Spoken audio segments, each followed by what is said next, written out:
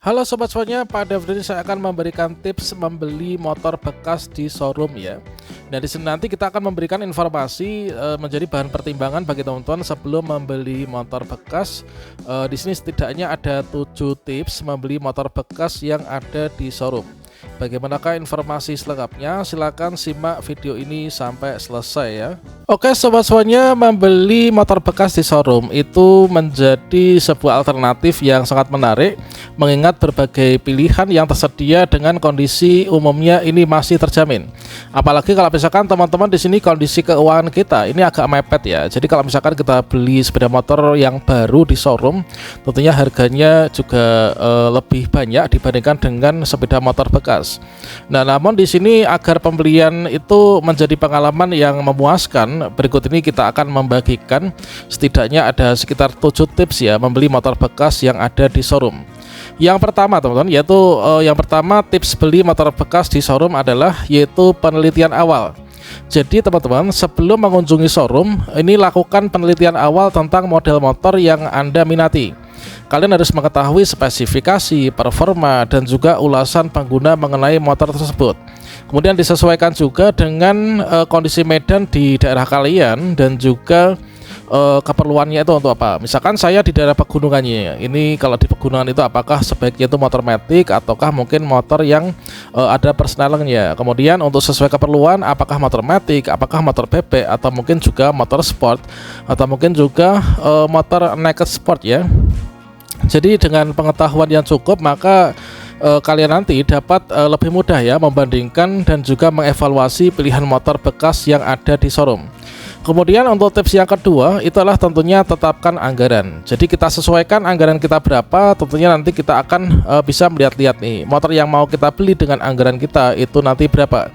Jadi kita tentukan anggaran yang Anda siapkan ya untuk pembelian motor bekas itu. Hal ini tentu akan membantu kalian mempersempit pilihan dan menghindari godaan untuk membeli motor di luar kemampuan keuangan Anda.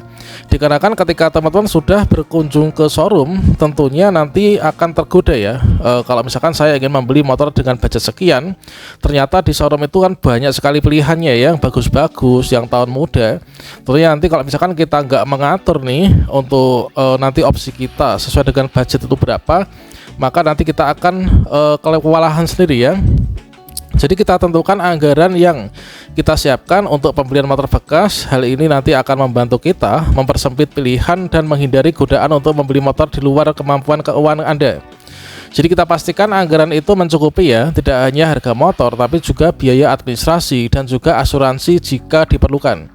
Untuk yang ketiga teman-teman, yaitu periksa dokumen kendaraan ya. Jadi sebelum kalian membuat keputusan untuk membelinya, pastikan untuk memeriksa dokumen kendaraan yang lengkap ya, baik itu STNK, kemudian juga BPKB, buku manual, kemudian juga dokumen lainnya yang harus lengkap ya dan sesuai dengan data motornya.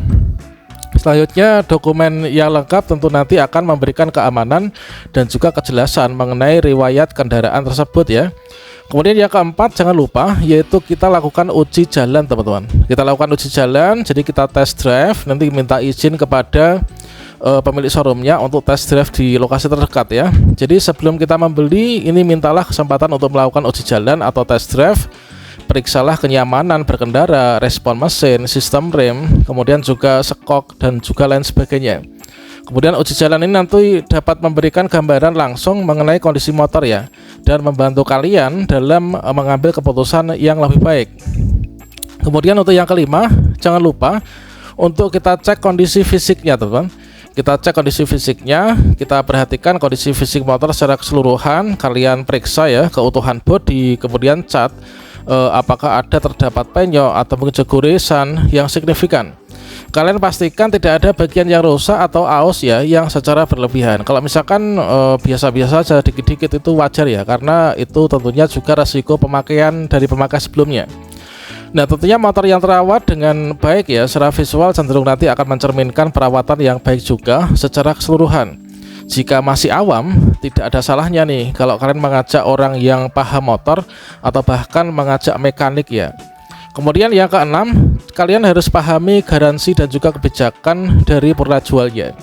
Nah, sebelum menandatangani kesepakatan dan melakukan pembayaran, pastikan juga untuk paham garansi yang ditawarkan oleh showroom. Kemudian juga kalian ketahui kebijakan purna jualnya yang berlaku. Kemudian informasi tentunya suatu hal yang sangat penting untuk memberikan jaminan dan juga perlindungan bagi kalian ini sebagai pembeli ya. Kemudian yang ketujuh atau yang terakhir yaitu jangan lupa teman-teman untuk menawar ya. Silakan ditawar harga dengan bijak ya. Nah, tentunya saat negosiasi harga atau tawar menawar ini tetaplah bersikap bijak. Jangan ragu untuk menawar harga sesuai dengan kondisi motor dan juga penelitian yang kalian lakukan ya. Nah, namun tetaplah realistis teman-teman dan berikan kesan bahwa Anda itu memahami nilai sebenarnya dari motor tersebut. Jangan sampai kita menawarnya tuh di bawah rata-rata ya. Nanti malah kalian akan nanti dibilang-bilangin kamu itu mau beli motor atau enggak sih gitu ya. Nah, membeli motor bekas di showroom itu menjadi suatu pilihan yang cerdas ya, tetapi harus dilakukan dengan persiapan yang matang sehingga teman-teman nanti istilahnya mendapatkan motor yang benar-benar berkualitas dan juga mendapatkan harga yang terbaik ya. Kemudian untuk tambahan ada 5 lagi teman-teman, yaitu 7 tips membeli motor bekas tadi. Yaitu yang pertama, jangan lupa kalian ketika mengecek ya, silakan dilihat kilometernya. Nah, apakah kilometer yang sekian itu realistis dengan usia motor yang telah dipakai sekian tahun. Tentunya untuk masalah kilometer itu terkadang itu kalau showroomnya itu kurang bijak juga, itu terkadang bisa diakali ya. Jadi silakan dicek kilometernya, kemudian kondisi baut-baut dan juga oli ini apakah ada kebocoran ataukah tidak.